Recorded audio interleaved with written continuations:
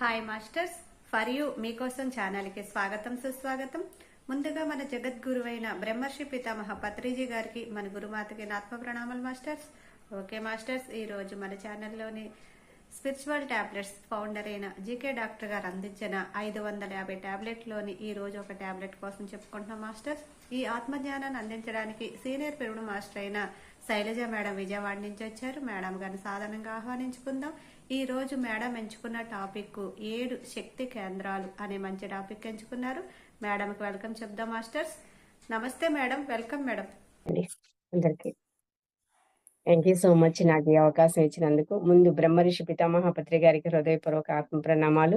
Spiritual tablets research foundation వ్యవస్థాపకులు doctor PS Gopalakrishna గారికి కూడా నా హృదయపూర్వక ఆత్మ ప్రణామాలు. నాకు ఈ అవకాశం కల్పించిన సరిత గారికి నా హృదయపూర్వక ఆత్మ ప్రణామాలు. ఇక్కడికి వచ్చిన ఆత్మ బంధువులందరికీ నా హృదయపూర్వక ఆత్మ ప్రణామాలండి. ఈరోజు 7 శక్తి కేంద్రాల గురించి తెలుసుకుందాం. ధ్యానం ద్వారా సంపూర్ణ ఆరోగ్యం ఎలా సంపాదించుకోవచ్చు డాక్టర్ జీకే గారు మనందరికీ తెలియచేశారు. అలాగే ఈ 7 శక్తి కేంద్రాలు అంటే ప్రతి వ్యక్తికి కానీ ధ్యానికి కానీ శరీరంలో ఏమేమి ఉంటాయి, అసలు ఆ శక్తి కేంద్రాలు అంటే ఏంటి, కర్మేంద్రియాలు జ్ఞానేంద్రియాలు మానవ దేహ నిర్మాణంలో ఎంతో నిగూఢంగా అదృశ్యంగా ఉన్నాయి. అందులో భాగంగా మన యొక్క కాంతిమయ రేఖలు కూడలే శక్తిమయ కేంద్రాలు. అంటే ఎక్కువగా ఎక్కడైతే ఉంటాయో, శక్తి ఎక్కడైతే ఉంటుందో వాటిని చక్రాస్ అంటారనమాట. 7 చక్రాలు ఉంటాయి మన శరీరంలో. కాకపోతే షట్చక్రాలు, లాస్ట్ది వచ్చేసి సహస్రారం, దాన్ని చక్రం అనరు, స్థితి అంటారు. శక్తి ప్రవహించే వెన్నెముక మధ్య భాగంలో ఉంటుంది శక్తి ప్రవహించే నాడి, అది సుషుమ్న నాడి అంటారు. 7 కేంద్రాలకు వేరువేరు స్థానాల్లో ఉంటది. ఆ వెన్నెముక మీదే వేరువేరుగా ఉంటాయన్నమాట వాటి స్థానాలు. శరీరంలో ఎక్కువగా నాడులు ఉండే ప్రదేశం మనం చక్రాలు అంటాము.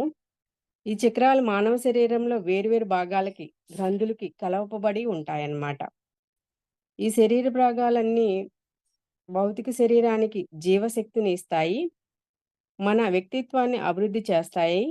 మనకు తెలుసు, శారీరక, మానసిక, భావాత్మిక ప్రతిస్పందనలతో సంబంధం కలిగి ఉంటాయి. ఈ శక్తి కేంద్రాలు మానవ శరీరంలో వెన్నెముక అడుగు భాగం నుండి పై భాగం వరకు ఉంటాయి. వెన్నెముక అడుగు భాగంలో మూలాధార చక్రము, తర్వాత రెండోది స్వాదిష్టాన చక్రము, మూడోది మణిపూర్వక చక్రము, నాలుగోది అనాహత చక్రము, ఐదోది విశుద్ధ చక్రము, 6 ఆజ్ఞా చక్రము, 7 సహస్రారము. మొదటి మూలాధార చక్రం గురించి తెలుసుకుందాం. ఈ చక్రం వెనుముక కింది భాగంలో గల ప్రదేశంలో ఉంటుంది. ఈ చక్రం నందు 4 పద్మాలతో ఉంటుంది. 4 దళాల పద్మం అంటారు, అది కలిగి ఉంటుంది. దీని రంగు ఎరుపు. ఇది పంచభూతాలలో భూమికి అనుసంధానమై ఉంటుంది. ఇది పంచకోశాలలో అన్నమయ కోశంతో అనుసంధానమై ఉంటుంది. జ్ఞానేంద్రియాల్లో నాసికకు సంబంధం కలిగి ఉంటుంది. నాసిక అంటే ముక్కు.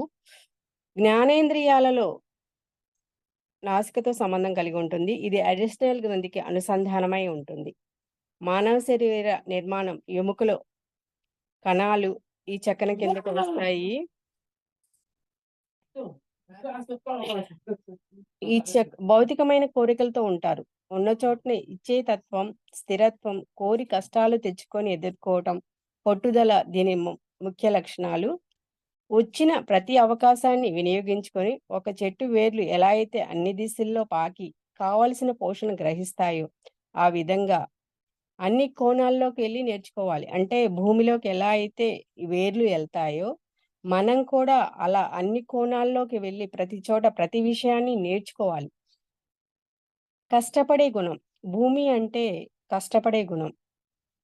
ఈ భూమి నుండి మనం ఏం నేర్చుకోవాలి అంటే కష్టపడే తత్వాన్ని నేర్చుకోవాలి. ఇంకోటి సహనము, ఓర్పు అనేది నేర్చుకోవాలి. ఈ భూమి మీద ఆనందంగా జ్ఞానంతో ఉండాలి అంటే ముందు కష్టపడే గుణం ఉన్నవాళ్ళు మాత్రమే ఈ భూమి మీద ఆనందంగాను జ్ఞానంతోనూ ఉండగలుగుతారు. కష్టపడిన వాళ్ళు ఈ భూమి మీద సుఖంగా, సంతోషంగా ఉండలేరు. ఎముకల నిర్మాణంలో హెచ్చుతగ్గులు ఏర్పడటం, కణితులు మొదలైనవి సంభవించినప్పుడు ఈ చక్రంలో అపసవ్యతలు ఉన్నాయని అర్థం. మలబద్ధకం, మోకాళ్ళ నొప్పులు, నడుము నొప్పి, మొల్లలు, కీళ్ళ నొప్పులు, కాళ్ళు, చేతులు, చర్మం, ఎముకలు, ముక్కుకు సంబంధించిన వ్యాధులు ఈ చక్రం కిందకొస్తాయి. ఈ చక్రాన్ని ఉత్తేజితం చేసుకోవటం వల్ల సహనం, ఓర్పు అలవడతాయి. భయం నుండి పూర్తిగా బయటపడగలుగుతాం. ఎలా అయితే చెట్టు వేర్లు కేవలం ఖనిజాలు, నీరును మాత్రమే తీసుకొని భూమి నుండి ఎలా అయితే తీసుకుంటుందో, అలాగే నేను ఆత్మ పదార్థాన్ని, దేహ పదార్థాన్ని కాదు అని తెలుసుకొని కేవలం జ్ఞానాన్ని, ఆనందాన్ని మాత్రమే ఇంద్రియాల ద్వారా గ్రహించే విధంగా ప్రవర్తించాలి. ఈ శరీరం తీసుకొని భూమి మీద జీవించటానికి ఇది ఒక ప్రధాన అవగాహన అన్నమాట. చెట్టు వేరుల్లో కొన్ని లోతుకి వెళ్ళడం వల్ల చెట్టుకి స్థిరత్వం ఏర్పడుతుంది. అదే విధంగా మన జీవితంలో అవకాశాలన్నీ సందర్భాల్లో దీర్ఘకాలిక ప్రయోజనాలను దృష్టిలో ఉంచుకొని ఆధ్యాత్మికతో కూడుకున్న నిర్ణయాలు తీసుకోవాలి. అప్పుడు జీవితంలో స్థిరత్వాన్ని కలగజేసే దిశగా మనం ప్రయాణించినట్టు లెక్క. స్థాన చలనాన్ని ఉపయోగించి సరైన స్థానం, అది భౌతికంగా కావచ్చు, ఆధ్యాత్మికంగా కావచ్చు, ఉన్న చోటు నుండి చేయగలిగినంత వరకు చేయటం అన్నది ప్రధానంగా ఈ మూలాధార చక్రపు పాఠంగా మనం గ్రహించాలి. అర్థమైందండి? ఇది మీకు ఎలా చెప్పాలి అంటే, భూమి అనేది మనం ఎన్నో చేస్తూ ఉంటాం. లేచిన దగ్గర నుంచి భూమాతని చాలా ఇబ్బంది పెడుతున్నాం. అయినా సరే ఆమె ఓర్పుతో మనం చేసే వాటన్నిటిని ఎలా అయితే భరిస్తుందో, మనం కూడా మనల్ని ఎవరైనా ఇబ్బంది పెట్టినా కూడా అదే విధంగా ఓర్పు, సహనంతో భరించాలి. ఇప్పుడు మీకు వినిపిస్తూ ఉండుంటాయి 2, 3 కేకలు.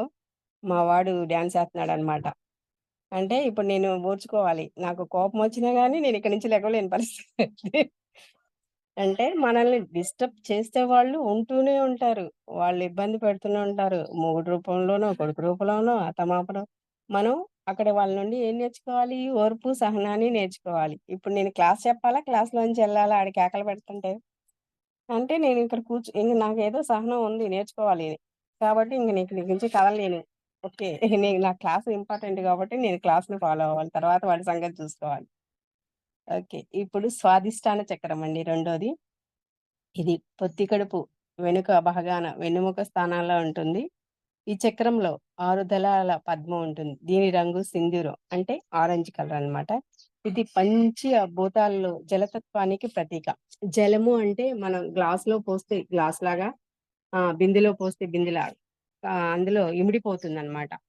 మనం కూడా ఎక్కడైనా ఫ్లెక్సిబిలిటీ, జలము అంటే ఒక ఫ్లెక్సిబిలిటీ అన్నమాట. ఎలా కావాలంటే అలా మలుచుకోవచ్చు. మనం కూడా అలా ఫ్లెక్సిబుల్‌గా ఉండాలి. పంచకోశాలు ఇది ప్రాణమయ కోశంతో సంబంధం కలిగి ఉంటుంది. జ్ఞానేంద్రియాలు నాలుకకు సంబంధించి ఈ చక్రం లైంగిక గ్రంథులకు సంబంధించిందనమాట. ఇక్కడ జలత్వం అంటే మలుచుకోవటం లేదా ఒదిగిపోవటం. అంటే ఆ సమయానికి, ఆ సందర్భానికి తగ్గట్టుగా మనల్ని మనం మలుచుకోవాలి. మనం మారిపోవాలి. అంటే మలుచుకోవటం అంటే మూల పదార్థంతో సంబంధం కలిగి ఉండడం. అంటే ఏ మూలం నుంచొచ్చామో ఆ మూలాన్ని చేరుకోవాలి అనే తపనను కలిగి ఉండడం. ఉదాహరణకి బజార్‌లో పిల్లలు తప్పిపోతే వాళ్ళ తల్లి కోసం ఎలా అయితే తపన పడతారో, మనం కూడా ఆ అంశతో నుంచి వచ్చిన పూర్ణాత్మ స్థితికి చేరాలనే సంకల్పంతో, లక్ష్యంతో మనం మన ప్రయత్నాలు చేయాలి. అంటే మనం ఆ అంశాత్మకలాగా వచ్చాం ఈ భూమి మీదకి. పూర్ణాత్మ స్థితి నుంచి వచ్చాం. మళ్ళీ మనం అక్కడికే వెళ్ళాలి. అక్కడికి వెళ్ళాలంటే ఏం చేయాలి అనే ఆ తపనతో ఉండాలన్నమాట. ఈ ప్రయాణంలో ఎదురయ్యే పరిస్థితులను అనుగుణంగా ఆ మార్గాన్ని మార్చుకుంటూ, సర్దుకుంటూ సాగిపోవటం. ఎవరితోనైనా, ఎప్పుడైనా, ఎక్కడైనా కలిసిపోయే మనస్తత్వం కలిగి ఉండటాన్ని జలతత్వంగా చెప్పుకోవచ్చు. మనలో అనేక భావావేశాలు పూర్తిగా అర్థం చేసుకొని సరైన రీతిలో స్పందించటం అనేది ప్రధానంగా ఇక్కడ తెలుసుకోవాలి. మనలో కలిగే విభిన్న భావావేశాలను ఎప్పటికప్పుడు ఎంత ప్రకటించాలో అంతే ప్రకటించాలి. అంటే ఆ ఎక్కువ, తక్కువలే మన పరిపూర్ణతను వ్యక్తపరుస్తాయి. ఈ చక్రంలో ఉన్నవాళ్ళు అస్థిక పరులుగా ఉంటారు. వీరికి భౌతిక పదవుల మీద ఎక్కువ మక్కువ ఉంటుంది. వాళ్ళు భౌతికమైన కోరికలకి ఇంపార్టెన్స్ ఇస్తా ఉంటారనమాట. అంటే జలతత్వం అంటే కొంచెం భావావేశాలుంటాయి. స్వాదిష్టాన చక్రంలో. వాళ్ళు భౌతికమైనయి కొన్ని ఎక్కువ కోరుకుంటారు. కార్లు, నగలు, చీరలు అవి బాగా ఇష్టపడే తత్వంతో ఉంటారనమాట. ఈ తత్వంతో ఉన్నవాళ్ళు విషయ వాంఛలనేవి భూమి మీద గల ప్రధాన ఆనందాలుగా గుర్తించి, వాటిని కూడా అవసరమైన మేరకు అనుభవించటంలో ఏం తప్పులేదు. వాటిని పొందటం ద్వారా కలిగే ఆనందం దీని కిందకొస్తుంది. కొత్త చీర తెచ్చుకుంటే చాలా హ్యాపీగా ఉంటది. కొత్త కారు, కొత్త వస్తువు కొనుక్కున్నప్పుడు ఆ రోజు ఉంటది. మనకు కూడా ఉంటది. కాకపోతే మనం దాన్ని పెద్దగా పట్టించుకోము. కొంతమందికి అదే విషయం మీద ఉంటారు. ఇవాళ తెచ్చుకున్నాను కొత్తది. మళ్ళీ రేపెళ్లి ఇంకో కొత్తది కొనాలి అనే ఆరాటంతో ఉంటూ ఉంటారు. అదన్నీ ఈ స్వాదిష్టాన చక్రంలో వాళ్ళ స్థితి అన్నమాట అది. ఈ ఈ రోజువారీ జీవితంలో చేసే చిన్న తప్పులు అంటే సంకల్పం కావచ్చు, వాక్కు కావచ్చు, పనులు కావచ్చు, మీరు పూర్తిగా పట్టు సాధించటం ప్రధానంగా రెండో పరిపూర్ణతకు దారితీస్తుంది. ఈ చక్రంలో శరీరంలోని మలినాలు మరియు విసర్జన వ్యవస్థను నియంత్రిస్తుంది. అంటే గర్భాశయం, మూత్రాశయం, ఋతుక్రమం, పునరుత్పత్తి, పైల్స్, సుఖవ్యాధులు, వెన్నునొప్పి మొదలైన అనారోగ్య సమస్యలన్నీ ఈ చక్రం కిందకే వస్తాయి.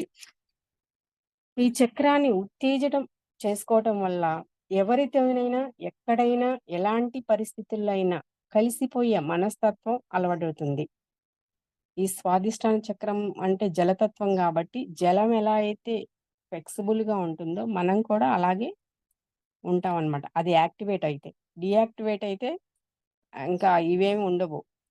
మనం ఎవరితోని కలవకుండా మూడీగా డిప్రెషన్‌లోకెళ్ళిపోతారనమాట. ఇది యాక్టివేట్ అయితే ఎవరితో అయినా, ఎక్కడైనా, ఎలాంటి పరిస్థితుల్లోనే కలిసిపోయే మనస్తత్వం ఉంటుంది. మూడో చక్రమొచ్చి మణిపూర్వక చక్రము. ఇది మన శరీరంలో నాభికి సూటిగా వెన్నుముక యందు ఉంటుంది. దీని రంగు పసుపు. ఇది 10 పద్మ దళాలతో ఉంటుంది. పంచభూతాలలో అగ్నితత్వంతో ఉంటుంది. జ్ఞానేంద్రియాల్లో కన్నుకు సంబంధించింది. ఇది ప్యాంక్రియాస్ గ్రంథికి అనుసంధానించబడి ఉంటుంది. ఇది చాలా శక్తివంతమైనది. అంటే ఎంత శక్తి అంటే మనం తిన్న ఆహారాన్నంతా జీర్ణం చేస్తుంది. అగ్ని ఉంటేనే అది మనం తిన్న ఆహారం మొత్తం ఆహ్, అరుగుతుందనమాట. ఆ అగ్నితత్వం వల్ల అరిగిపోతుంది. ఈ చక్రం ద్వారా వచ్చే శక్తి వల్లనే జీర్ణమవుతుంది. శరీరానికి కావాల్సిన శక్తి దీని నుండే మొదలవుతుంది. ఇది జీర్ణ వ్యవస్థను నియంత్రిస్తుంది. అగ్నితత్వం అనేది మనలోని శక్తికి అంటే పవర్‌కి ప్రతీక. మనలో ఉన్న శక్తి మనం సరిగ్గా అర్థం చేసుకొని ఎప్పటికప్పుడు మనవి కాని సందర్భాల్లో శక్తిని ఖర్చు చేయకూడదు. మనలో కలిగే ఆలోచనలు, వాక్కులు, ఆవేశాలు మన ప్రధాన శక్తిగా గుర్తించి, దాన్ని వాడవలసిన విధంగా మనం వాడటం నేర్చుకోవాలి. జరిగే అన్ని పనుల్లో, వ్యవహారాల్లో ఒకే రకంగా ఉండే విధంగా మలుచుకోవటం ఉంటుంది. ఇక్కడ అనేక స్థాయిలను బట్టి మలుచుకోవటం ఉంటుంది. అంటే మనల్ని మనం సరైన పాత్రల్లో ఉంచుకోవడం అనేది చాలా ముఖ్యం. లేకపోతే ఆ స్థితికి తగ్గట్టుగా ఇబ్బందులు ఎదుర్కోవాల్సి ఉంటుంది. అంటే మనం ఎలా చెప్పాలి అంటే, మన పరిస్థితిని బట్టి, మనం ఆ సమయ సందర్భాలను బట్టి అలా ప్రవర్తించాలి. లేకపోతే దానికి తగ్గ ప్రతిఫలం అయితే ఉంటుంది. మనం ఉండాల్సిన రీతిలో గాకుండా, మనం గట్టిగా మాట్లాడి, మనకక్కడ అవసరం లేకపోయినా మాట్లాడితే, మళ్ళీ మనం వాళ్ళ కర్మలో ఏలు పెట్టినట్టే గదా! అప్పుడు మనకి అలాంటి ఇబ్బందులొస్తాయి. ఇక్కడ నేను మాట్లాడాలా? మాట్లాడొద్దా? నాకు అవసరమా? అనవసరమా? అనేది మనం గుర్తించాలి. మనకు అవసరం లేని చోట మనం మాట్లాడకూడదు. చాలా ముఖ్యమైతేనే మాట్లాడాలి. లేకపోతే ఆ స్థితికి తగ్గ ఇబ్బందులు ఎదుర్కోవాల్సి ఉంటుంది. ఇవి జీర్ణ వ్యవస్థ, కాలేయం, గాల్ బ్లాడర్, పెద్ద ప్రేగు, అల్సర్, మధుమేహం మొదలైన వాటికి అనారోగ్య సమస్యలు ఈ చక్రం కిందకి వస్తాయి. ఈ చక్రం పూర్తిగా ఉత్తేజితమైతే భయం, సంకోచం అనేవి ఉండవు. ఆ సందర్భానికి పనికి అవసరమైనప్పటికీ కానప్పటికీ చేసే అవకాశం ఉన్నప్పుడు మనల్ని మనం ఒక శక్తిని పరీక్షించుకోవటానికి, వ్యక్తపరచుకోవటానికి కార్యక్రమాలన్నీ మన శక్తితో చేసి చూపించటం అన్న దిశగా ఈ చక్ర స్థితిలో ఉన్నవారికి ఈ మనస్తత్వం కలిగి ఉంటుంది. దీంట్లో ఉన్నవాళ్ళు భయం, సంకోచం అనేవి ఉండవు. వాళ్ళు అగ్నితత్వంలో ఉంటారు గాబట్టి ఏదైనా వాళ్ళకి ధైర్యం ఎక్కువగానే ఉంటుంది. కానీ అవసరమైనప్పుడు, అవకాశం ఉన్నప్పుడు ఆ శక్తిని పరీక్షించుకోవటానికి, వ్యక్తపరచటానికి మాత్రమే ఆ శక్తిని చూపించాలి తప్ప అనవసరంగా చూపించకూడదు. నాకింత పవరుందని ఆ పవర్‌ని చూపించకూడదు. అవసరమైనప్పుడు మాత్రమే దాన్ని వాడాలి అని వాళ్ళు గుర్తిస్తారు. గుర్తిస్తేనే ఆళ్ళు కరెక్ట్‌గా ఆ చక్రంలో ఉన్నట్టు. ఆ చక్రంలో లేనప్పుడు మళ్ళీ యాక్టివేషన్‌లో ఉంటే ఒకలా ఉంటది. డీయాక్టివేషన్‌లో ఉంటే ఒకలా ఉంటది ఆ చక్రం. ఎలా ఉంది వాళ్ళ బిహేవియర్‌ని బట్టి మనకు తెలిసిపోద్దనమాట. వాళ్ళు ఏ చక్రంలో ఉన్నారు అనేది. నాలుగోదొచ్చి అనాహత చక్రం. ఇది గుండెకు సూటిగా వెన్నెముక యందు ఉంటుంది. ఈ చక్రం 12 దళాల పద్మం కలిగి ఉంటుంది. దీని రంగు ఆకుపచ్చ. ఇది పంచభూతాల్లో వాయుతత్వానికి ప్రతీకగా ఉంటుంది. జ్ఞానేంద్రియాల్లో స్పర్శకు సంబంధించినది. ఇది థైమస్ గ్రంథితో అనుసంధానమై ఉంటుంది. ఈ హృదయ భాగంలో ఉంటుంది థైమస్ గ్రంథి. మనలో ఉండే సర్క్యులేటరీ సిస్టమ్‌ని నియంత్రిస్తుంది. అంటే శక్తి వలయాలన్నిటిని అది నియంత్రిస్తుంది. అనాహతం అనగా శబ్దం లేనిది అనే అర్థం. ఈ చక్రంలో ఉన్నవాళ్ళు ఎక్కువగా మౌనంగా ఉండటానికి ఇష్టపడతారు. మనలో చాలామంది పత్రి చెప్పారు. వారానికి ఒకరోజు మౌనం ఉండండి. లేకపోతే 11 డేసు, 20 డేసు, 40 డేసు కొంతమంది 6 నెలలు, సంవత్సరం గూడా ఉంటున్నారు. ఎందుకు మౌనంగా ఉండాలి అంటే, మనం మౌనంగా ఉంటే ఎక్కువ ఎనర్జీని పెంచుకుంటాము. ప్లస్ మన వాక్ శుద్ధి పెరుగుతుంది. మనకు వాక్ పవర్ వచ్చింది. ఇంతకుముందు మనం చాలా సినిమాల్లో చూసున్నాము. వాళ్ళేది మాట్లాడితే అదవుతుంది. శపిస్తున్నాను అనంగానే ఆ మాట అయిపోతుందనమాట. అంటే వాక్‌కి అంత పవరొచ్చేస్తుంది. ఎప్పుడైతే మౌనంగా పద్దాక మాట్లాడితే ఎనర్జీ అంతా వేస్ట్ అవుతుంది. మనం ఎక్కువ మౌనంలో ఉంటే మన వాక్‌కి పవరొస్తుంది. మన మాటకి పవరొస్తుంది. ఈ చక్రంలో ఉన్నవాళ్ళు ఎక్కువగా మౌనంగా ఉండటానికి ఇష్టపడతారు. అదే విధంగా ఇక్కడ వాయువు అనే దానికి అవకాశాన్ని పూర్తిగా భావించి అది కలిసి వచ్చినప్పుడు దాన్ని పని పూర్తి చేసుకోవాలి. దీపం ఉన్నప్పుడే ఇల్లు చక్కబెట్టుకోవాలి అన్న చందాన సరైన సమయంలో మనం చేయవలసిన పనిని క్షణాల్లో పూర్తి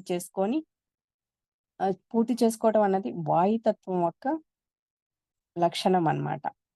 ఈ చక్రం ఉదయ స్థానంలో ఉంటుంది కనుక అది ప్రధానంగా మైత్రికి సంబంధించింది. అంటే హృదయం విచ్చుకుంటేనే మనం ప్రేమతో, మైత్రితో ఉండగలం ఎవరితో అయినా.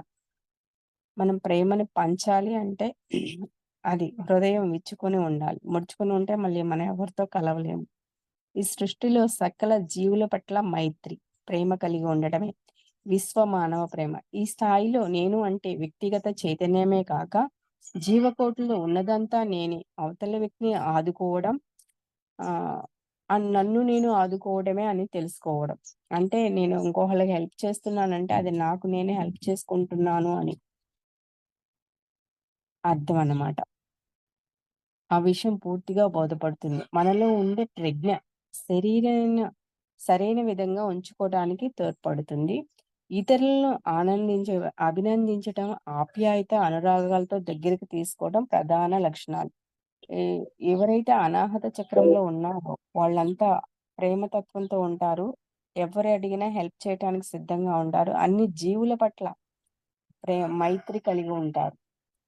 హృదయానికి సంబంధించిన, ఛాతీకి సంబంధించిన, ఊపిరితిత్తులకు సంబంధించిన, బాహువులు, చేతులు వాటికి సంబంధించిన వ్యాధులు వస్తున్నాయంటే శక్తి కణాల నిర్మాణం ఈ చక్రం యొక్క పని కనుక రక్తము, రక్తహీనత మొదలైన వ్యాధులు దీని కిందకొస్తాయి. ఈ చక్రం ఉత్తేజితం అంటే సర్క్యులేటరీ పవర్ అన్నాను కదా! శక్తి వలయాలు. ఆ సర్క్యులేటరీ పవర్ ద్వారా మనకి బ్లడ్ సర్క్యులేషన్ అంతా జరుగుతుంది బాడీ మొత్తం. ఎప్పుడైతే ఇందులో సరిగ్గా యాక్టివేట్‌గా లేదో అప్పుడు ఆ బ్లడ్డు దేనికి గుండెకి, ఊపిరితిత్తులకి అన్నిటికి బ్లడ్ సర్క్యులేషన్ ఆగిపోయినప్పుడే మనకి జబ్బులొస్తాయి. ఉబ్బసం, రక్తపోటు, గుండె జబ్బులు, రక్తహీనత, న్యూమోనియా ఇయన్నీ ఈ చక్ర కిందకొస్తాయి. ఈ చక్రం ఉత్తేజితమైతే ప్రేమ, జాలి, దయ, కరుణ, బాధ్యత అనే లక్షణాలు అలవడతాయి.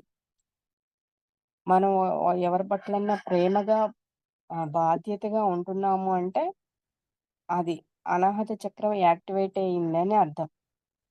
అందులో యాక్టివేట్ అయిన వాళ్ళు మాత్రమే అలా ఉండగలుగుతారు. ఆరోదొచ్చి విశుద్ధ చక్రం. ఐదోదొచ్చి విశుద్ధ చక్రం. ఇది కంఠమునందు థైరాయిడ్ గ్రంథికి వెనుక వెన్నెముక స్థానంలో ఉంటుంది. ఈ చక్రం 16 దళాల పద్మం కలిగి ఉంటుంది. దీని రంగు నీలం. ఇది పంచభూతాల్లో ఆకాశతత్వానికి ప్రతీకగా ఉంటుంది. పంచకోశాల్లో విజ్ఞానమయ కోశానికి ప్రతీకగా ఉంటుంది. థైరాయిడ్ గ్రంథికి అనుసంధానమై ఉంటుంది. విశుద్ధ అంటే స్వచ్ఛత అనేది. అంటే అశుద్ధాన్ని శుద్ధి చేసేదే విశుద్ధ. మనం మాట్లాడే మాట ఇక్కడ కరెక్ట్‌గా ఫ్రెష్ అయ్యి బయటికి రావాలన్నమాట. శివుడు ఎలా అయితే ఆ విషయాన్ని దాచుకున్నాడో అక్కడ అది బయటికి ఏదైతే అవసరమో అది బయటికి రావాలి. అవసరం లేనిది లోపలే ఉండిపోవాలి. మనం మాట్లాడే మాట అంత కరెక్ట్‌గా ఉండాలన్నమాట. ముఖ్యంగా సృజనాత్మకత శక్తికి, భావ వ్యక్తీకరణకు సంబంధించింది. అంటే ముఖ్యంగా వాక్కుకు సంబంధించింది విశుద్ధ. ఈ చక్రం నేను అనగా శరీరము, మనసు, బుద్ధి, ఆత్మల కలయిక అన్న విషయాన్ని పూర్తిగా అర్థం చేసుకొని ఆ స్థాయి పరిపూర్ణత జీవించి వాక్ అలవరుచుకోవటమే జరుగుతుంది. శక్తి క్షేత్రం అన్నమాట. అంటే భావనా క్షేత్రము, వాక్ క్షేత్రము, చేష్టా క్షేత్రము. మానవుడు ఎప్పుడు త్రికరణ శుద్ధిగా ఉండాలి. అంటే మన భావాల్లో ఏదైతే ఉందో అదే మాట్లాడాలి, ఆ పనే చేయాలి. అలాగే ఉండాలి. మంచి, చెడు కాదు సత్యవాక్కులు, ఆత్మానుభవం నుండి వచ్చిన వాక్కులు మాట్లాడాలి. బుద్ధిపూర్వకంగా శాస్త్రీయమైన ధోరణితో ఉండాలి. ఈ విధంగా విశుద్ధ చక్రంను ఉత్తేజితం చేసుకోవచ్చు. సంగీతం మీద ఆసక్తి కలవారు, జీవితంలో దాన్ని జీవిత ధ్యేయంగా కలవారు సంగీత సాధనలోకి విశేషంగా వెళ్ళడం ద్వారా ఆ చక్రాన్ని ఉత్తేజపరుచుకోవచ్చు. గొంతు, చెవులు, స్వరపేటిక, థైరాయిడ్, మెడలు, భుజాలు మొదలైన భాగాలకు సంబంధించిన వ్యాధులు ఈ చక్రం కిందకే వస్తాయి. ఈ చక్రం ఉత్తేజితమైతే సమానత్వం, సమభావంతో ఉంటారు. కోపం ఉండదు. ఎవరిలో అయినా దైవత్వంతో ఉంటారు. ఒక యోగిలాగా ఉంటారు. పనికిరాని మాటలు ఏం ఫలం ఉంటుంది? ధ్యానం చేయని వాళ్ళు, ఆత్మజ్ఞానం లేని వాళ్ళు పిచ్చి పిచ్చి మాటలు మాట్లాడతారు. ఎవరి నోట్లోంచి ఎప్పుడైతే సరైన మాటలు వస్తాయో, ఎవరి దగ్గరైనా సరైన వాక్క్షేత్రం ఉంటుందో వారే దేవతామూర్తులు. జీసస్ క్రైస్ట్ చెప్పారు. అందుకే పత్రిసారి చెప్తారు, నోటిలోని మౌనం మనసులోని శూన్యం. మనం ఎక్కువగా ధ్యానం చేస్తే అప్పుడు మనకి ఆ శుద్ధి వస్తుంది. ఆజ్ఞా చక్రం ఇది 2 కనుబొమ్మల మధ్య ఉంటుంది. దీనిని యందు 2 దళాల పద్మం ఉంటుంది. ఇది ముదురు నీలి రంగులో అంటే ఇండిగో కలర్ అంటారు. దీనినే మనం దివ్య చక్షువు అంటాం లేదా జ్ఞాన నేత్రం అంటాం. ఈ చక్రం మెదడు అడుగున ఉండే ప్యూటిటరీ గ్రంథితో అనుసంధానమై ఉంటుంది. ఈ గ్రంథి యొక్క వ్యక్తి పెరుగుదలకు, తెలివితేటలకు కావలసిన హార్మోన్ని తయారు చేస్తుంది. మన శరీరంలోని నరాల వ్యవస్థలో 2 రకాల వ్యవస్థలు ఉంటాయి.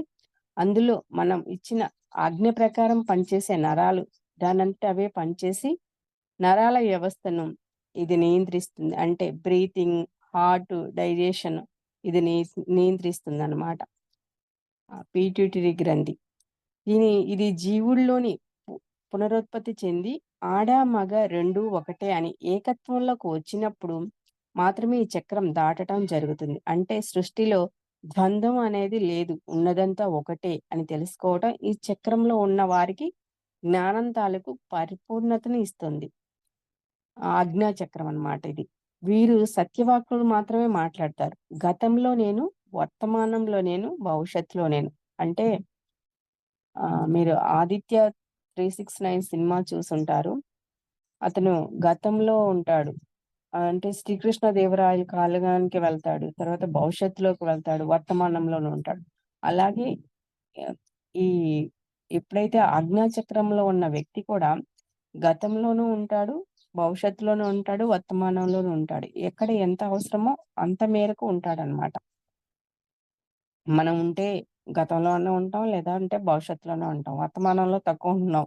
ఎంత ధ్యానం చేసినా. గతాన్ని తలుచుకుంటే బాధొస్తుంది. భవిష్యత్తుని తలుచుకుంటే భయమొస్తుంది. మనం వర్తమానంలో ఉన్నప్పుడు మాత్రమే ప్రశాంతంగా ఉంటాం. కానీ మనం ఎక్కువగా ప్రతి వ్యక్తి ఎక్కడ ఉంటాడంటే ఎక్కువ శాతం గతంలోనే ఉంటాడు, భవిష్యత్తులోనే ఉంటాడు. వర్తమానంలో తక్కువ ఉంటున్నాం. ఈ ఆజ్ఞా చక్రంలో ఉన్న వాళ్ళు మాత్రం ఎక్కువ గతంలోనూ ఉంటారు, భవిష్యత్తులోనూ ఉంటారు. 3 స్థితులపై వాళ్ళకి పూర్తి అవగాహన ఉంటదనమాట. మనకేమో వాటిని తలుచుకొని ఫీలవుతామే తప్ప, వాటి వల్ల ఏమి అవగాహన ఉండదు. వీళ్ళకేమో అవగాహన ఉండిద్ది. ఈ చక్రాల స్థితికి చేరుకున్నప్పుడే అది జరుగుతుంది. మనం గూడా ఆజ్ఞా చక్ర స్థితికెళ్ళినప్పుడు మనకి కూడా అలా జరుగుతుంది. ఆ వ్యక్తులు అక్కడికెళ్లారు గాబట్టి వాళ్ళు చూడగలుగుతున్నారు. గతాన్ని సేమ్, వర్తమానాన్ని సేము, భవిష్యత్తుని సేమ్‌గా చూడగలుగుతాం. మనం అలా చూడలేము. ఒక్కోదాన్ని ఒక్కోలా చూస్తాం. గతంలో దాన్ని తలుచుకొని ఫీలవుతాం. భవిష్యత్తులో ఏమవుతుందని భయపడతాం. కానీ వాళ్ళెలా ఉన్నారంటే, ఒక యోగి స్థితికెళ్తారు. ఆజ్ఞా చక్రంలోకి వెళ్లారంటే, అది అంతా ఒకటే అనే స్థితిలో దేన్నైనా సమానంగా స్వీకరించే స్థితిలో ఉంటారు. ఈ మూడో నేత్రం అనుభవంగా పొంది జీవిత ధ్యేయాన్ని పూర్తిగా తెలుసుకుంటారు. భవిష్యత్ ప్రణాళికను విశ్వ ప్రణాళికతో అనుసంధానం పరుచుకోవటం అనేది ఈ చక్రాన్ని ఉత్తేజపరుచుకున్నప్పుడు పరిపూర్ణంగా చేయగలుగుతాం. వెన్నెముక లోపల చివరి భాగం నుండి కోటె సూర్యుల వెలుగుతో దేవీ దీప్యమానంగా ఆ వెలుగు ఉంటుంది ఆజ్ఞాచక్రంలో. దీన్ని దర్శించటానికి ధ్యానం ఒక్కటే మార్గం. దర్శిస్తే దివ్యానందం కలుగుతుంది. అందుకే చాలామంది ఇక్కడే దృష్టి పెట్టి ధ్యానం చేస్తారు. అంటే ఆ వెలుగులు ఇక్కడి నుంచే వస్తాయి కాబట్టి, మనం ఎక్కువ దృష్టి అక్కడ పెట్టినప్పుడు దాన్ని చూడగలుగుతాం. కొంతమంది బాగా నాకు వెలుగు కనిపిస్తుంది అంటా ఉంటారు ధ్యానంలోకొచ్చిన కొత్తలో. తల పైభాగంలో చిన్న మెదడు, చూపుకు సంబంధించిన సమస్యలు, నరాల సమస్యలు, తలనొప్పి, చర్మ వ్యాధులు మొదలైన సమస్యలు ఈ చక్ర పరిధిలోకి వస్తాయన్నమాట. సహస్రారం ఇది తల పైభాగాన ఉంటుంది. ఈ చక్రం మెదడు పైభాగాన మధ్యలో ఉంటుంది. దీనిని చక్రం అనే కన్నా స్థితిగా పేర్కోవాలి. ఇది ఊదా రంగులో ఉంటుంది. ఇది మెదడులో ఉండే పినియల్ గ్రంథికి అనుసంధానమై ఉంటుంది. ఇది మెదడు మరియు వెన్నెముక కింద సంబంధం కలిగి ఉంటుంది. ఈ 2 పరస్పరం అనుసంధానానికి ఈ చక్రం ఉపయోగపడుతుంది. అంతేకాకుండా దేహంలోని నరాల వ్యవస్థని ఇది నియంత్రిస్తుంది. మన శరీరం నుండి నరాలన్నిటిని ఇదే నియంత్రిస్తుంది. ఇది ఒక నిర్వాణ స్థితి. అంటే ఈ స్థితిలో ఉన్నవారు శాస్త్రజ్ఞానులు. ఆ జ్ఞానాన్ని పొందిన వాళ్ళు నిర్వాణ స్థితికెళ్ళిపోతారు. సహస్రారం అంటే నిర్వాణం పొందే స్థితి. అది ఇంకా ఆ స్థితికెళ్ళాక ఇంకా వాళ్ళకి జన్మ కూడా ఉండదు. వాళ్ళు ఏది కావాలనుకుంటే అది. రావాలనుకుంటే రావచ్చు, వెళ్ళాలనుకుంటే వెళ్ళవచ్చు. ఈ భూమి మీద ఉండాలనుకుంటే ఉండొచ్చు, అవసరం లేదనుకుంటే వెళ్ళిపోవచ్చు. వీళ్ళందరిని దేవుళ్ళుగా భావిస్తారు. అది సత్య, నిత్యానందం. వీరు బోధించడంలో ఉంటారన్నమాట. అంటే శ్రీకృష్ణుడు, శివుడు, జీసస్ వీళ్ళందరూ శాస్త్రానికి ప్రతీక. వీళ్ళందరూ అందరికీ మార్గదర్శకత్వం వహిస్తారు. ఈ విధంగా శరీరంలో అక్కడ 7 శక్తి కేంద్రాలు వాటికి అనుసంధానమైన భాగాల్లో తెలుసుకున్నాం కాబట్టి, వాటిని ఎప్పటికప్పుడు ధ్యానంలోను, జ్ఞానంలోను వాటికి సంబంధించిన సమస్యలను దూరం చేసుకొని, వ్యక్తి భగవంతుడిగా ఎదగటానికి అవకాశం తప్పకుండా ఉంది. ఇక్కడ మనం ఇంకొక ముఖ్యమైన విషయం గుర్తించాలి. అదేమిటంటే వ్యక్తి దేనినైనా ఒక చక్ర స్థాయిలో ఉన్నాడు అని గుర్తించినప్పటికీ కూడా మళ్ళీ వేరే ఉండే దిగువ చక్రాలకు సంబంధించి, వాటి శరీర భాగాలకు సంబంధించి సమస్యల్ని కూడా అప్పుడప్పుడు ఎదుర్కోవాల్సొస్తుంది. అంటే ఇప్పుడు నేను అనాహత చక్రంలో ఉన్నా గానీ, మళ్ళీ నాకు స్వాదిష్టాన, మూలాధార మణిపూరక చక్రాల ప్రాబ్లమ్స్ రావు అని చెప్పడానికి లేదు. అంటే ఈ 3 దిగువ చక్రాల్లో మళ్ళీ ప్రాబ్లమ్స్ వస్తాయి ఎప్పటికప్పుడు. అంటే అషడ్వర్గాలకు లోనయ్యామనుకోండి, అప్పుడు మళ్ళీ 3 చక్రాల్లో ప్రాబ్లమ్స్ వస్తాయి. ఏవి రావు అనటానికి లేదు. అవి అషడ్వర్గాలనేవి లైఫ్ లాంగ్ ఉంటూనే ఉంటాయి. కాకపోతే అయి కంట్రోల్‌లో ఉండటానికి మనం ధ్యానం చేస్తున్నాం. ఏ మనిషైనా ఒక్కొక్క సిట్యుయేషన్‌ని బట్టి మన భావావేశాలు మారుతూ ఉన్నప్పుడు, ఆ చక్రంలోకి మనం వెళ్ళబడుతూ ఉంటాం. మన మన ఏమంటారు? మనం ఆలోచనను బట్టి, మన భావావేశాలను బట్టి మనం ఏ చక్రం కిందకి వస్తామో తెలుస్తుంది. అగ్నితత్వం అనేది మణిపూరక చక్రానికి సంబంధించింది గదా! మనకు కోపం వచ్చినప్పుడు మనం అగ్నితత్వంలో ఉన్నామని అర్థం. మనం స్థిరంగా లేకుండా ఉన్నాము అంటే కష్టపడే తత్వంలో లేము. లేదంటే భూతత్వానికి. అంటే మనం అక్కడ కష్టపడటం నేర్చుకోవాలి. మన కళ్ళల్లో మట్టొచ్చిందనుకోండి, ఆ మట్టి గాని, మట్టిలో మాణిక్యాలు అలాంటివి కనిపించినప్పుడు మనం ఏం చేయాలి? కష్టపడే తత్వం నేర్చుకోవాలి. ఇది చీమలు కనిపిస్తున్నాయి. చీమలు అవి కష్టపడే తత్వం. మన కళ్ళకి ఎక్కువ చీమలు కనిపిస్తున్నాయి. ఒక లైన్‌లో ఎళ్ళటం. లైన్‌లో అయి వరుసగా వెళ్తూ ఉంటాయి. అయి అంత బాగా వరుసగా వెళ్తున్నాయంటే ఆహ్, ఏం నేర్చుకోవాలి అక్కడ కూడా మనం అది క్రమశిక్షణలో వెళ్తున్నాయి. అంటే మనం ఎక్కడ క్రమశిక్షణలో లేము. మనం ఎక్కడికెళ్ళినా చీమలే కనిపిస్తున్నాయంటే కష్టపడే తత్వం నేర్చుకోవాలి వాటి నుంచి. దానికంటే 3 వంతులు ఎక్కువ బరువును మోస్తుందంట. 6 నెలలకు సరిపడా ఆహారాన్ని నిల్వ ఉంచుకుంటుందంట. అంటే మనం దాని నుండి అది నేర్చుకోవాలి అని అర్థం. జలతత్వం అంటే ఎక్కడైనా ఫ్లెక్సిబిలిటీతో ఉండటం, ఆ సిట్యుయేషన్‌కి తగ్గట్టు మనం అక్కడ ఒదిగిపోవడం.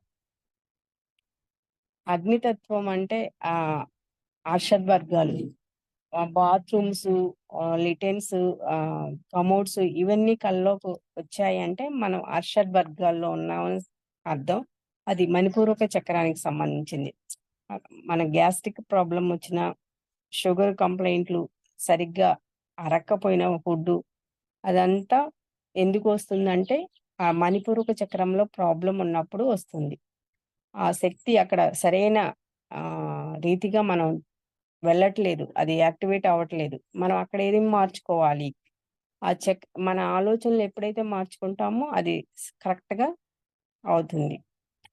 యాక్టివేట్ అవుతుంది. అప్పుడు ఆ ప్రాబ్లమ్ నుంచి మనం దానికి సంబంధించిన జ్ఞానాన్ని తీసుకున్నప్పుడు జ్ఞానాగ్ని దగ్ధ కర్మాణం అన్నారు కాబట్టి, ఏ చక్రానికి సంబంధించిన జ్ఞానాన్ని అప్పుడు తీసుకున్నప్పుడు మనం ఇదెందుకొస్తుంది? మనకి ఇప్పుడు 550 టాబ్లెట్‌ల్లో సార్ మనకిచ్చారు.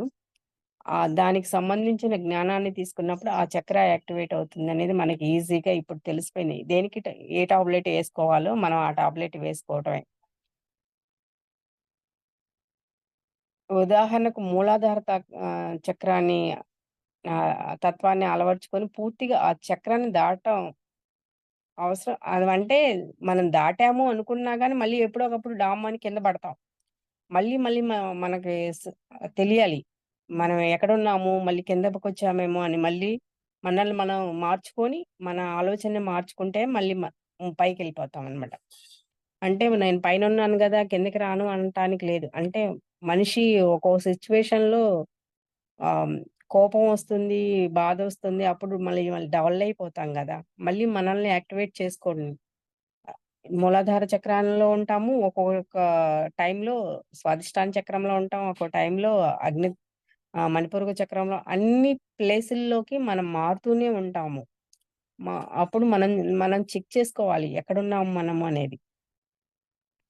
ఆ చక్రాన్ని దాటాము అనుకోటానికి లేదు.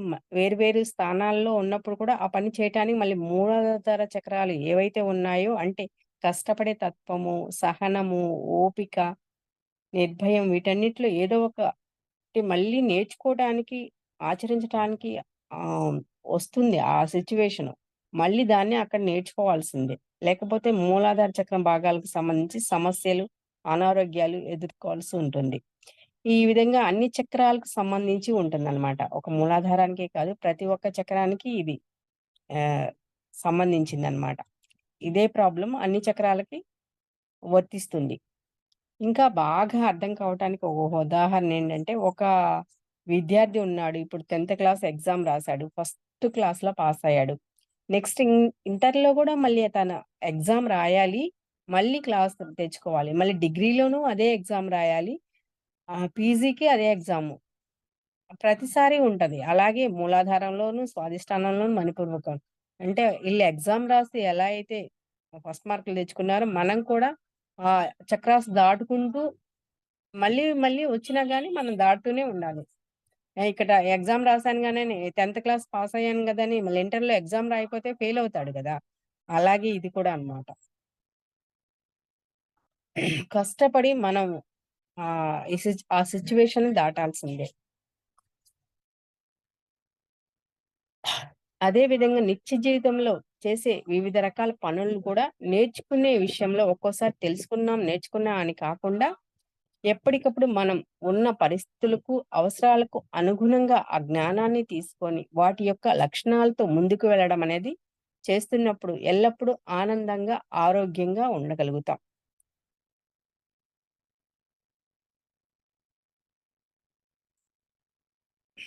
ఈటిలో షట్చక్రాలు అంటాం గదా! మూలాధారము, స్వాధిష్టానము, మణిపూర్వక, అనాహత, విశుద్ధ, ఆజ్ఞ, శాస్త్రారం.